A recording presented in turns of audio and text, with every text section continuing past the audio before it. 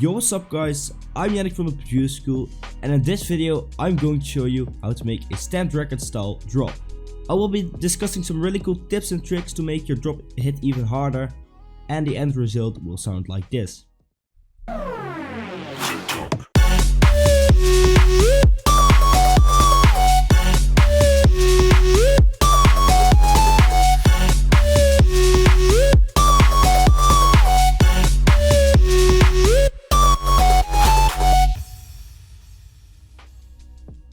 If you're new to this channel, then hit that subscribe button and make sure to leave a like and drop a comment. Anyways, enough talking, let's get straight into this.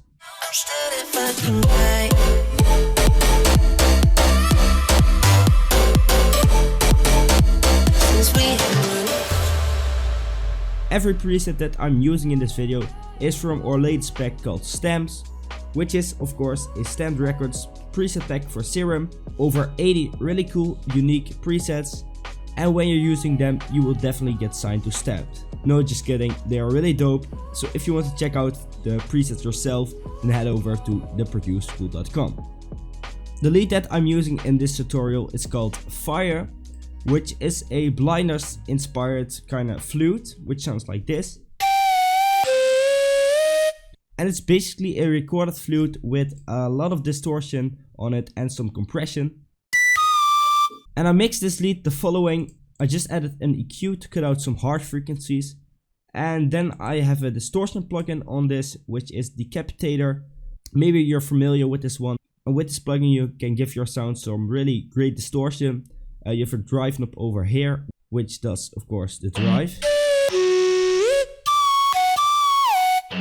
Then some pretty basic reverb, and I wouldn't recommend to use a long decay because in like stamp style tracks, in bass house tracks, the reverb is usually pretty short.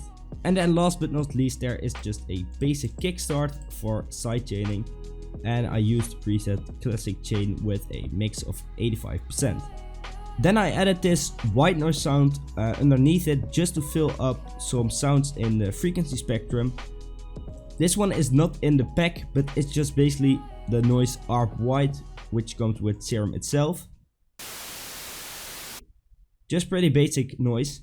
And what I did was put a EQ on it to cut out a lot of the low frequencies and boost a little bit of the presence. Then I added this stereo enhancer to push it to the sides, so it sounds a little bit wider. And then a kickstart for sidechaining. And the white noise layer supports this flute.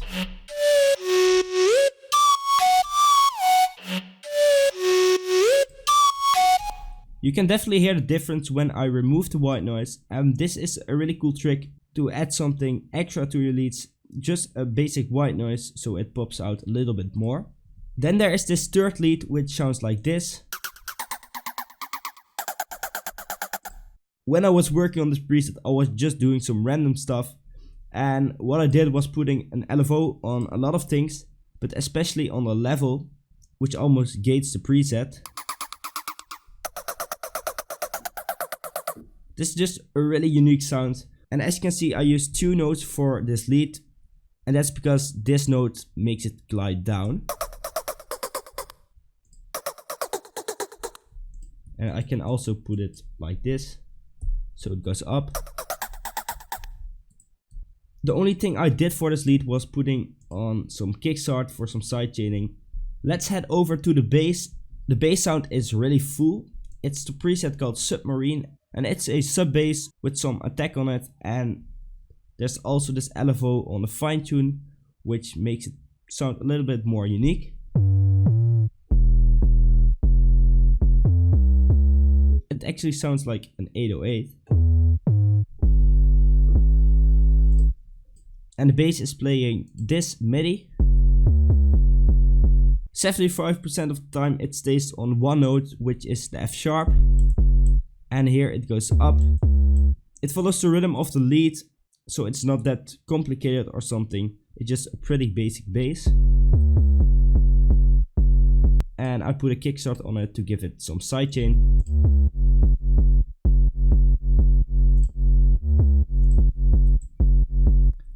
Then there's the second bass, which only plays the second and the fourth bar. It's bass woof, and it's a looper style bass, which sounds like this. I added this EQ on top of this bass, which cuts out some of the low frequencies because I thought there were too many.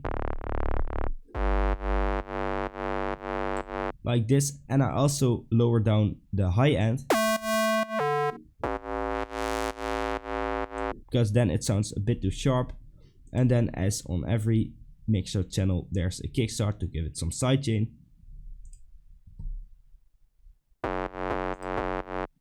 To make your drop hits harder, it's cool to use a step. For this track I used a step as well. This preset sounds like this.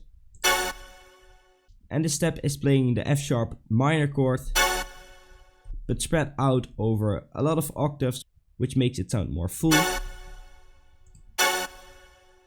Then the last pattern is this synth growl slash fill, which sounds like this. It's one of the FX presets in the pack.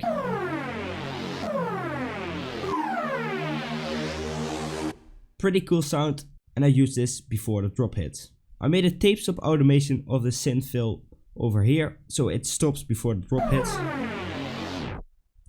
Gives a cool effect, I think. And I did that as well for the step. You can hear it stop. Also the reverb stops, so it makes some space for the leads and the bass. For the drums you want a punchy short kick like this.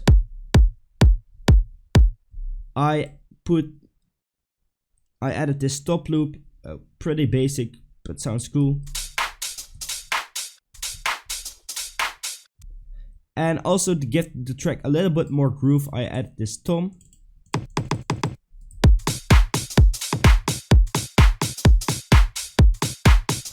And this tom follows the rhythm of the bass and the flute lead. Then I put some white noise effects underneath it, with some sidechaining on it. Then I also added this short sweep to make a small transition between two parts of the drop. And then I have this up filter over here and a basic impact. Before the drop hit there is this fill, which sounds like this. It's a short fill from a pack that's coming soon, like that. And there is a fill which sounds like this. Really cool sample. And I also added a vocal from our True Vocals pack. TikTok. And when you put everything together, it sounds like this.